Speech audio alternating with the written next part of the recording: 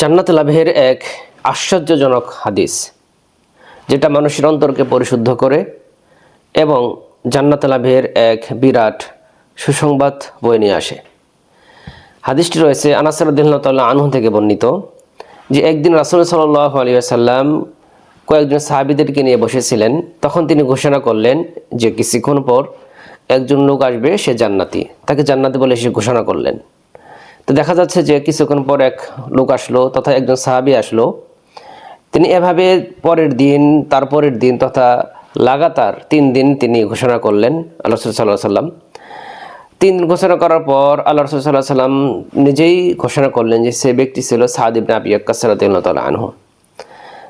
তিনাকে যখন আল্লাহ রাসূল সাল্লাল্লাহু আলাইহি ওয়াসাল্লাম টানা 3 দিন জান্নাতি হিসেবে ঘোষণা করলেন, তখন আব্দুল্লাহ ইবনে আমর ইবনে আস তার মনে একটা প্রশ্ন জাগলো যে সে কি আমল করে, এমন সে কি কাজ করে যেটার কারণে আল্লাহ রাসূল সাল্লাল্লাহু আলাইহি ওয়াসাল্লাম তাকে 3 দিন জান্নাতি ব্যক্তি হিসেবে ঘোষণা করলেন। তার মনের ভিতরে একটা কৌতূহল জাগলো, একটা জানার আগ্রহ প্রকাশ পেল।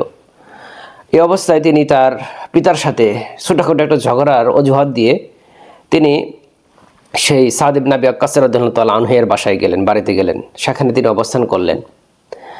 তখন বললেন যে আমি তোমার বাসায় কিছুদিন রাত্রি যাপন করব, কিছুদিন থাকবো তোমার বাসায় মেহমান হিসাবে। তিনি থাকলেন। তিনি প্রথম দিন স্বাভাবিকভাবেই তিনি রাত্রি যাপন করলেন, এশার নামাজ পড়লেন, শুয়ে পড়লেন, আবার ভোর রাতে উঠে ফজরের সালাত আদায় করলেন।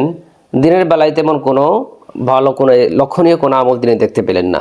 স্বাভাবিকভাবেই তিনি যেভাবে আমল করেন স্বাভাবিক মুসলমান বা স্বাভাবিক সাহাবীরা, ঠিক তেমনি স্বাভাবিকভাবে তিনি রাত্রি এবং দিন যাপন করলেন।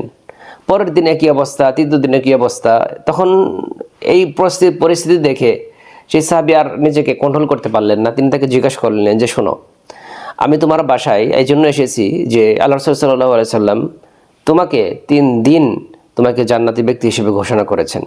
আমি দেখতে চেয়েছি যে তুমি এর ভিতর কি এমন আমল রয়েছে, কি এমন তুমি কাজ করো যেটার কারণে তুমি জান্নাতের সুসংবাদ প্রাপ্ত ব্যক্তিদের অন্তর্ভুক্ত হতে পেরেছ। তখন সেই সাদ ইবনে আবি ওয়াক্কাস রাদিয়াল্লাহু তাআলা আনহু তিনি বললেন যে আমি আর কোনো নির্দিষ্ট কোনো আমল নেই, আমি স্বাভাবিকভাবেই আমি আমলগুলো করে থাকি। তবে হয়তো বা এর কারণ হতে পারে, সেটা হলো আমি কোনো মুসলমানের ভাইয়ের প্রতি কোনো বিদ্বেষ, কোনো হিংসা আমি রাখি না। সবাইকে আমি ক্ষমা করে দিই। সবার জন্য আমার পক্ষ থেকে দোয়া এবং হিংসামুক্ত আমি জীবনযাপন করার চেষ্টা করি। তখন বুঝতে পারলেন হয়তো বা তার এই আমলটাই তার জন্য এই জান্নাতের সুসংবাদ পাওয়ার অন্যতম একটা কারণ হতে পারে। এজন্য হিংসা এতটাই মারাত্মক একটা জিনিস।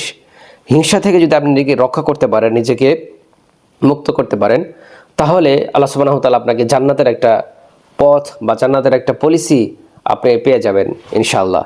আর হিংসা মানুষকে ঘৃণিত করে তোলে, এতটাই মানুষকে দিনের পথ থেকে দূরে সরে ফেলে, তার আমলটা একেবারেই নষ্ট হয়ে যায়। তার আমলগুলা একদম যেমন আগুন শুকনো কাঠকে ধ্বংস করে ফেলে, কয়লা বানিয়ে ফেলে, ঠিক তেমনিভাবে তার হিংসা আমলগুলাকে একেবারেই ধ্বংস করে দেয়, নষ্ট করে দেয়। তাই হিংসা মানুষকে কখনোই তার কল্যাণ বয়ে নিয়ে আসে না। সে কষ্ট পাবে। হিংসা মানুষ কখনো মনে প্রশান্তি পায় না। হিংসা একদিক দিয়ে সে তো গুনাহগার হবেই হবে, আরেক দিক দিয়ে তার অন্তরে কালো দাগ পড়ে যায়, অন্তর নষ্ট হয়ে যায়। এজন্য হিংসা থেকে আমাদের দূরে থাকা উচিত। তাই আমরা রমজান মাস অতিবাহিত করেছি, আমরা সারা দিন রোজা রাখি, সিয়াম রাখি, তারপর আমরা মানুষের হিংসা বিদ্বেষ আমার মন থেকে যায় না। তাই আমাদের সকলকেই চেষ্টা করা উচিত যাতে করে আমাদের হিংসা বিদ্বেষগুলো নিজের মন থেকে দূরে সরে দিয়ে আমরা মানুষদেরকে কাছে টেনে নিতে পারি এবং মানুষদেরকে ভালোবাসতে পারি। সেই তৌফিক আমরা কামনা করছি। আল্লাহুম্মা আমিন।